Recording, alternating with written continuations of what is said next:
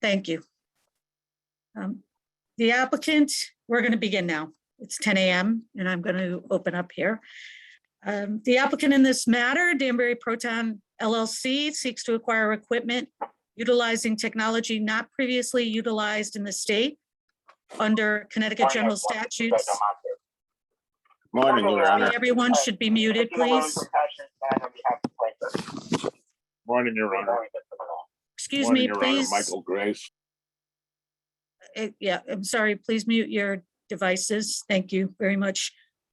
I'll begin again, just for clarity. The applicant in this matter, Danbury Proton LLC, seeks to acquire equipment utilizing technology not previously utilized in the state under Connecticut General Statutes, Section 19A, 638A13. Specifically, the applicant proposes to establish a proton therapy center in Danbury, Connecticut, and as part of that proposal, also seeks to acquire a CT simulator for treatment planning. On February 28th, 2022, the hearing officer in this matter issued a proposed final decision denying the application. On March 16th, 2022, Danbury Proton filed exceptions and requested oral argument. On April 4th, 2022, the Office of Health Strategy, which I'm going to refer to as OHS as we go forward, issued a notice of a hearing for today. The hearing before the Office of Health Strategy is being held right now on April 22nd, 2022. My name is Victoria Veltri. I am the Executive Director of the Office of Health Strategy, and I will be issuing the final decision in this matter. Also present on behalf of the agency is Staff Attorney and Health Systems Planning Unit Manager, Laura Manzione, as well as Staff Attorney and Hearing Officer, Daniel Suka. Public Act 21-2, Section 149, effective July 1st, 2021, authorizes an agency to hold a public hearing by means of electronic equipment. In accordance with the Public Act, any person who participates orally in an electronic meeting shall make a good faith effort to state his or her name and title at the outset of each occasion that person participates orally during an uninterrupted dialogue or series of questions and answers. We ask that all members of the public mute the device you are using to access the hearing and silence any additional devices that are around you. This hearing concerns only the applicant's oral argument regarding the exceptions to the proposed final decision, and it will be conducted under the provisions of Chapter 54 of the Connecticut General Statutes. While I cannot impose time constraints, I do not expect this to be a very long hearing, perhaps 15 to 20 minutes or so. The certificate of need process is a regulatory process, and as such, the highest level of respect will be accorded to the applicant and to the staff of OHS. Our priority is the integrity and transparency of this process. Accordingly, decorum must be maintained by all present during these proceedings. This hearing is being transcribed and recorded, and the video will also be made available on the OHS website and its YouTube account. All documents related to this hearing that have been or will be submitted to the Office of Health Strategy are available for review through our electronic certificate of need portal, which is accessible on the OHS CON webpage. Although this hearing is open to the public, only the applicant and its representatives and OHS and its representatives will be allowed to make comment. Accordingly, the chat feature is disabled.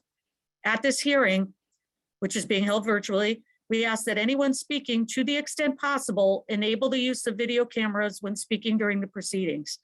In addition, anyone who is not speaking shall mute their electronic devices, as I said earlier, including telephones, televisions, and other devices not being used to access the hearings.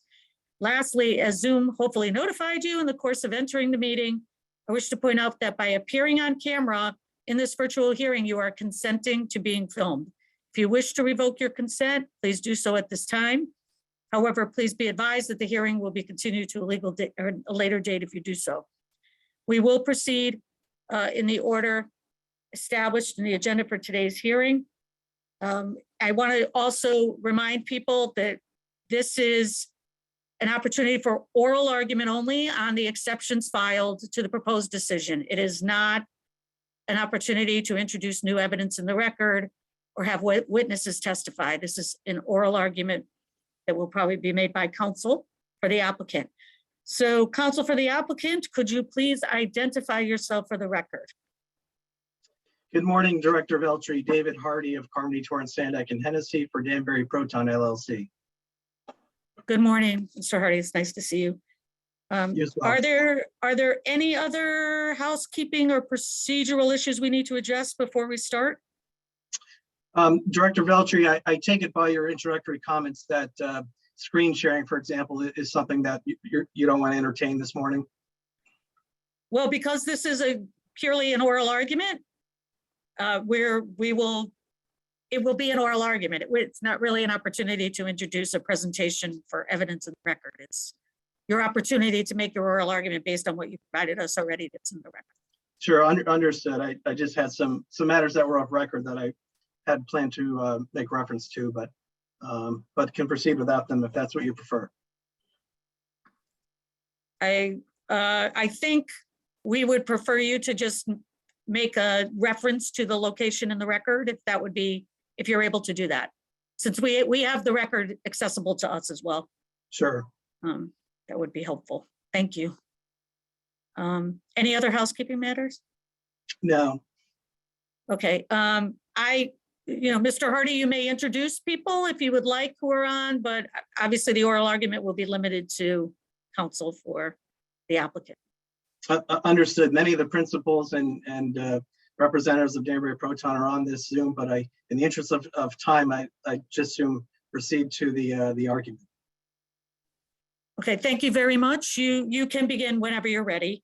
And again, please ask everybody to ensure that you're muted and give your attention to counsel for the applicant for uninterrupted argument. So thank you very much. Please go ahead, Mr. Hardy. Well, thank you. I want to thank you, Director Veltri, for your time this morning. And I do want to thank the staff of OHS who has worked under very extraordinarily challenging circumstances over the past 2 years to process Danbury Proton's Certificate of Need application. And secondly, I did want to state on behalf of Danbury Proton that it's very pleased that OHS has granted a Certificate of Need to Connecticut Proton Therapy Center in Wallingford. The trajectory of proton therapy as the optimal mode of radiation treatment for cancer patients is undeniable. And so we're very pleased that OHS has appropriately recognized the clinical benefits of this life-saving technology, as well as the need for it in our state. And so today I intend to explain, based on the record of our application, why Danbury Proton's facility is critical to meeting the need for proton therapy in this state, and to providing access to large segments of Connecticut's population who realistically will remain unserved by a single treatment room in Wallingford. Our March 16th, 2022 exceptions to the proposed decision are of record, and we stand by them. Importantly, though, those exceptions were submitted prior to the release of the April 7th, 2022 decision approving the Connecticut Proton Therapy Center Certificate of Need. And because of that, I intend to focus my remarks this morning on why the findings made in that decision call for reconsideration of the proposed decision that has been issued for Danbury Proton. And in particular, I want to focus on how that decision supports and establishes the importance of the Danbury Proton proposal in terms of meeting Connecticut's need and improving access for Connecticut residents with the placement of a second treatment room located in the southwest corner of Connecticut. In many respects, the Danbury Proton proposal mirrors the Wallingford proposal. Our facility organization is similar. We're working with a 501c3 nonprofit who will be issuing tax-exempt bonds for the project and will be the asset owner of the project. The experience and the credentials of the Danbury Proton team are exceptional and unquestionable. Dr. Leslie Yamamoto, Dr. Andrew Chang, Dr. Michael Moyers are all nationally recognized experts in their fields. You may have read that just last week, a Nevada jury awarded a family of a deceased cancer patient $200 million based on a refusal to provide that patient with access to proton therapy. And I mention that because one, Dr. Chang was the expert for the family in that case, but I also mention it because I think that is an indication of where the commercial healthcare insurance landscape will be shifting in favor of covering proton therapy, which of course is our a sincere hope that that will continue to improve. And importantly, the proposed decision does recognize that that Danbury Proton already has in place personnel who will staff the new technology, who are qualified and who are adequately trained to do so. So that has been determined to be a non-issue for Danbury Proton. The proposed decision also made several favorable findings about Danbury Proton, including that it would improve healthcare quality and accessibility in our state, that it would be supported by utilization of existing healthcare facilities in our state, that it would provide equitable access to services for Medicaid recipients in indigent persons, and that it would increase the diversity of healthcare providers and would increase patient choice in our state. So there are a number of positive findings about Danbury Proton that are contained in the proposed decision. And indeed, Danbury Proton does have overwhelming support from the Danbury community, its residents, its government, and community leaders, the business community. And I think part of the reason why that support has been generated and why you see so many people on the Zoom hearing today is that Danbury Proton's been extraordinarily transparent. I would say comfortably transparent with the public and its supporters at every step of the way in this 2+ year process, seeking a certificate of need for its facility. As OHS is aware, the legislative delegation for Danbury, its members have all been unanimously and ardently supportive of this project. They have written letters in support of the application. They testified at the public hearing on April 1st. And this project is shovel ready. Should OHS change course and issue a certificate of need, this project is ready to be in a position by early 2024. Its land use approvals are in place. The Mivion equipment that's been selected not only for its technological excellence, but also its ability to support clinical research. It's made in Massachusetts.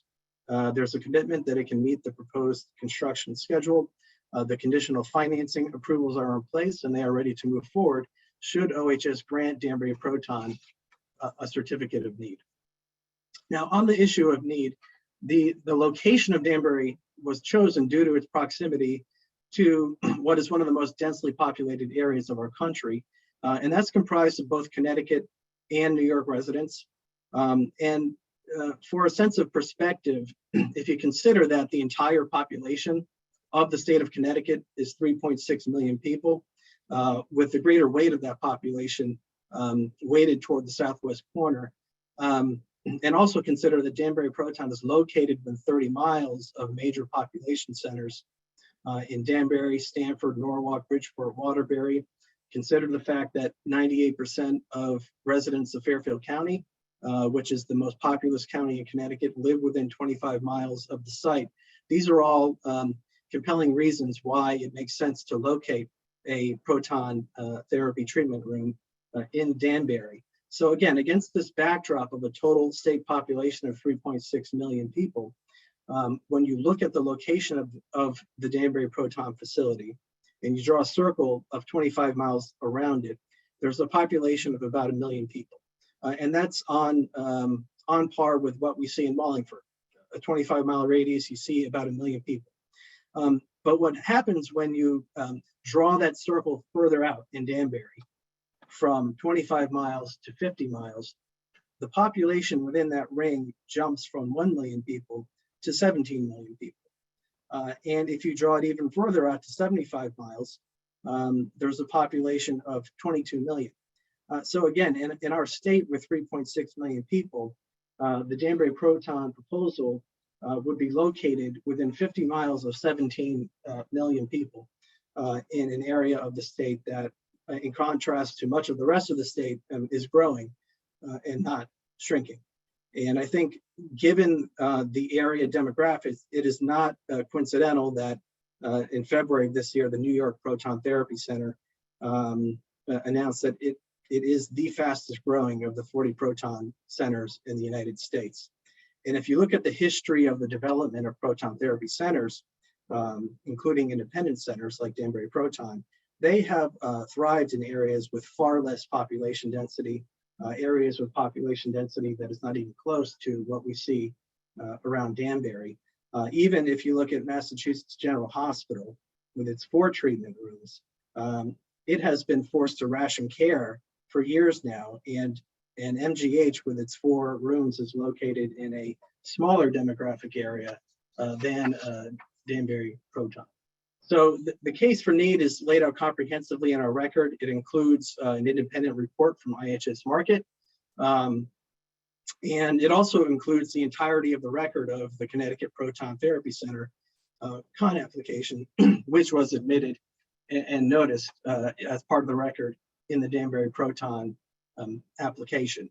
And so on the issue of need, which of course is the paramount consideration in this process, the proposed decision concludes that the national statistics and statistics at other centers that we provided were, quote, not shown to be representative of Connecticut, and that Danbury Proton failed to identify Connecticut's need. And our response to that conclusion is that it's simply not accurate.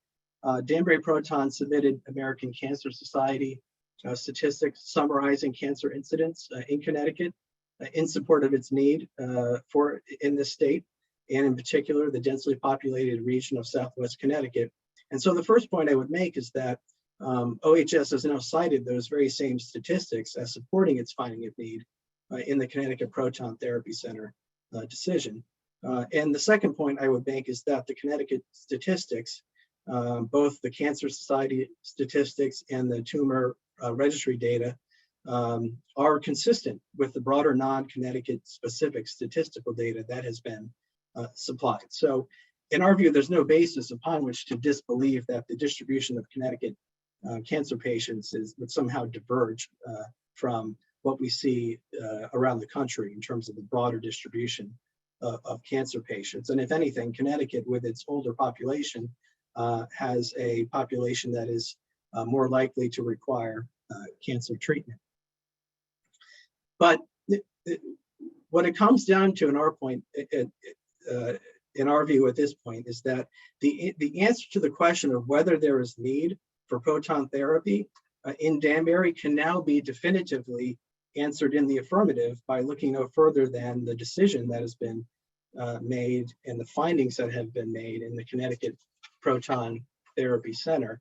And the approach that OHS took to determining need in that docket was to take the state's tumor registry and then apply consensus percentages developed by Hartford Healthcare and Yale radiation oncologists to conservatively determine a pool of patients in Connecticut who would be suitable and likely to receive proton therapy. And that table is table 2 in the Connecticut Proton Therapy Center decision. And what that concludes, again, under a conservative projection, is that there will be a need for proton therapy among 992 Connecticut patients per year. Again, 992 Connecticut patients per year as a conservative projection. Again, it's table 2 in the Connecticut Proton Therapy Center decision. And the decision goes on to determine that of, again, these 992 Connecticut patients only, this is disregarding any potential need in New York, that Connecticut Proton Therapy Center in Wallingford will only be able to serve 208 patients in year 1, 397 patients in year 2, 479 patients in year 3, and 487 patients in year 4 at full capacity. So in other words, we have a finding from OHS that among Connecticut patients alone, there will be an unmet need for 784 patients in year 1, an unmet need for 595 patients in year 2, an unmet need for 513 patients in year 3, and an unmet need for 505 patients in year 4 at full operational capacity. And so when you consider that and put that in the perspective of the projected, again, conservatively projected 992 Connecticut-only patients who would be receiving proton therapy in a given year, even when you add in Danbury Proton's capacity, projected to be 338 patients per year, we still will not be meeting the need for proton therapy in our state between the two centers. And so when you combine the capacity of the two centers, we will be in a much better position to meet the needs of the state, both in terms of the total demand for proton therapy, but also in regard to the proportion of cancer types treated with proton therapy. So again, the combined capacity would add up to 825 patients a year. And we have a projection of 992 Connecticut patients only who will be in need of proton therapy. So we have conclusive findings that there is need for additional proton therapy capacity. Another criticism that's leveled at Danbury Proton in the proposed decision is that 30 to 40% of its patients are projected to be referred by area providers, but Danbury Proton has no formal arrangements with area providers. That is very intentional on the part of Danbury Proton. It will be open to all patients regardless of system affiliation or referral source. And I think that OHS has recognized the importance of serving those patients, because what we see in the decision on Connecticut Proton Therapy Center is that there's a condition that the center in Wallingford accept patients from outside the member networks, which of course is very important. And it's clear that OHS credited the testimony given by the representatives of Connecticut Proton Therapy Center that the vast majority of its patients are expected to come from its networks, that even under conservative projections, that center could meet all of the capacity of the center using only patients from within those two networks, that there is a projection that 80% of patients served at the Wallingford facility would originate from the Yale New Haven Health and Hartford Healthcare system. And we see that OHS has credited that testimony and in the decision has supplied a projected utilization rate for the Wallingford Center. And what you see at full operational capacity in 2025 is the center will be able to serve a total of 487 patients. But of those 487 patients, only 97 are projected to originate from outside the Hartford Healthcare and Yale networks. And so in other words, less than 20% of the patients who will receive treatment at that center are forecast to originate from outside the member networks. And that will result in substantial imbalance to patient access to proton therapy in our state. And here's why we say that. If we measure the presence of the Yale, New Haven, and Hartford Healthcare networks in Connecticut, which we did of record, and particularly at the hearing in our public hearing responses, if you use hospital bed count as a metric, what you see is that those two networks account for 5,177 hospital beds in our state. All other healthcare providers, systems, independent hospitals account for 3,739 hospital beds in our state, which, as it turns out, tend to be weighted toward the western and southwestern parts of our state. And so when using these metrics, what you see is the Yale and Hartford networks accounting for 58% of the state's hospital bed capacity. But what we see in the approval of the certificate of need is that they're anticipating that 80% of their patients treated in Wallingford will originate from their own network. So that is an imbalance. And so so that's, again, that's the reason why Danbury Proton is so critical to meeting the state's need, not only from a total demand perspective, but also from the perspective of treating patients and meeting that need in an equitable manner.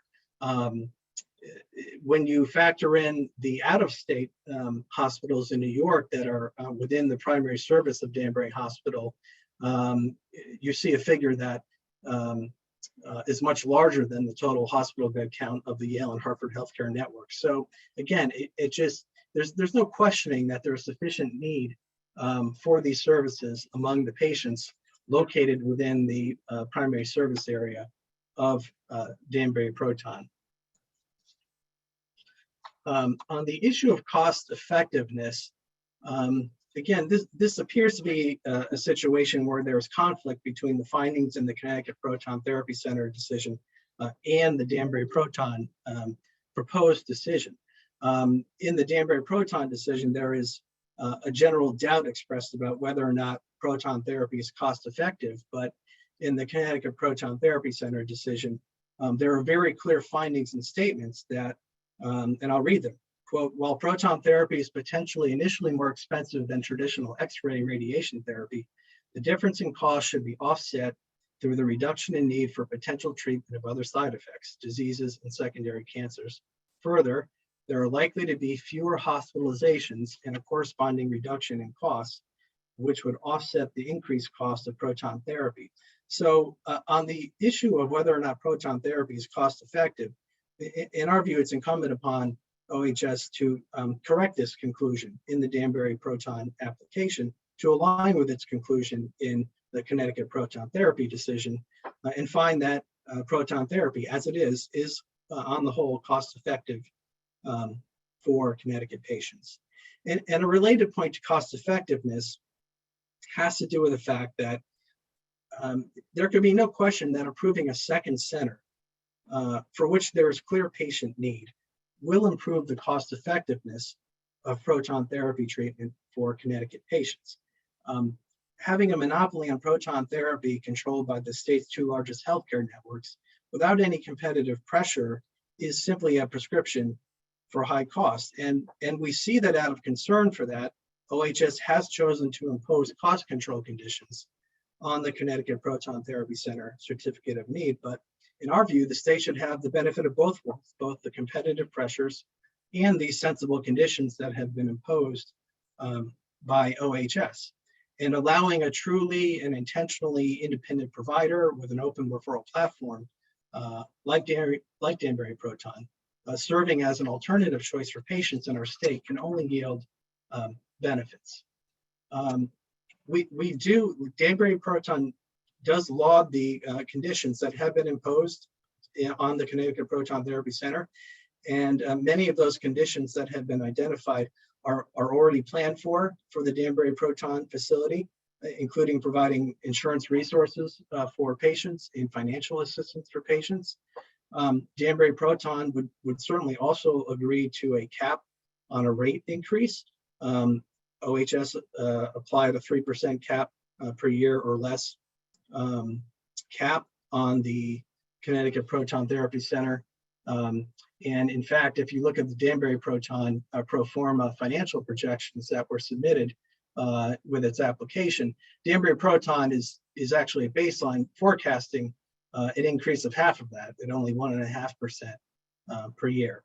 And certainly Danbury Proton would welcome the opportunity to work with a health equity expert to ensure equitable access to patients and to provide reporting on those efforts to OHS on a regular basis. And so I do want to state very clearly and unequivocally that were OHS willing to approve the Danbury Proton application, it would accept all the same conditions that have been imposed on Connecticut Proton Therapy Center, as well as any others that OHS might deem appropriate for the Danbury location. And it certainly would invite and welcome discussions with OHS around those issues. And in our view, were such a conditional approval to be provided to Danbury Proton, Connecticut patients would receive benefits, both the benefits of competitive pressures for care delivery and pricing, as well as the pricing mandates that OHS has developed. And in our view, that's the optimum solution for Connecticut patients. The last points I would like to touch on are in regard to access. And again, importantly, OHS found in the proposed decision that Danbury Proton would improve quality and accessibility for patients in need of proton therapy. And it was rightly persuaded, as stated in the Connecticut Proton Therapy Center decision, that allowing for local treatment in a manner that does not necessitate patient and family relocation is critical to providing meaningful access to proton therapy for Connecticut patients. And that concept has always been at the heart of Danbury Proton's application. Access to proton therapy among Connecticut patients is completely inequitable right now. Only those with financial means and the ability to travel and take time off from work can have access to proton therapy. And at our public hearing, we heard from numerous proton therapy patients who had such means, testifying and pleading with OHS to make the treatment that they were fortunate to receive meaningfully available to all Connecticut residents. Because the truth is, if you live in Norwalk or Stamford and you have to work every day, or if you don't have a car, or even if you do, traveling to Wallingford on a daily basis for weeks on end is not a realistic option for treatment. One treatment room in Wallingford is inadequate to provide meaningful access to all residents in all corners of our state who could benefit from proton therapy. And as things stand, our state is already behind the rest of the country in terms of access to proton therapy. And in terms of the growth we're seeing in proton therapy's utilization, the concern is that as a state, we'll continue to lag behind with only one treatment room operating in our state. So in conclusion, Director Veltri, the need for a second treatment room in the southwest corner of our state is clear. And there's no downside risk to our state in approving Danbury Proton Certificate of Need application. There's only upside. There's upside to the Danbury community. There's upside to the state's economy. There's upside to cancer research efforts. But of course, most importantly, access to this life-saving and life-preserving medical treatment to Connecticut patients who are unquestionably in need of it would be accomplished by granting a certificate of need for a second location in Danbury. So on behalf of Danbury Proton, we request that you give thorough and thoughtful reconsideration to its certificate of need application. We're happy to answer any questions you may have today, or should you desire to formulate written questions, we'd be happy to provide written answers very shortly if that would be helpful. And again, we would welcome discussions with OHS around any conditions that would persuade OHS to grant Danbury Proton's Certificate of Need application. So again, thank you for your time this morning. Thank you very much, Mr. Hardy. I don't have any questions at this time. I appreciate you coming today and making arguments before me. I want to let everyone know here today, first of all, appreciate attendance, and we will be basing a final decision in this matter that I will be issuing. We will do so in accordance with Chapter 54 of the General Statutes. And if we have any follow-up, we will be sure to reach out to you, Mr. Hardy, on behalf of your client. But other than that, I think I just want to thank everyone for being here today. Appreciate the respectful manner in which this was conducted. And we will be back to you with a final decision or any questions we might have shortly, hopefully. So want to thank you again for attending, everyone. And with that, would conclude the hearing for today. Thank you very much. Take care, everybody. Thank you. Thank you.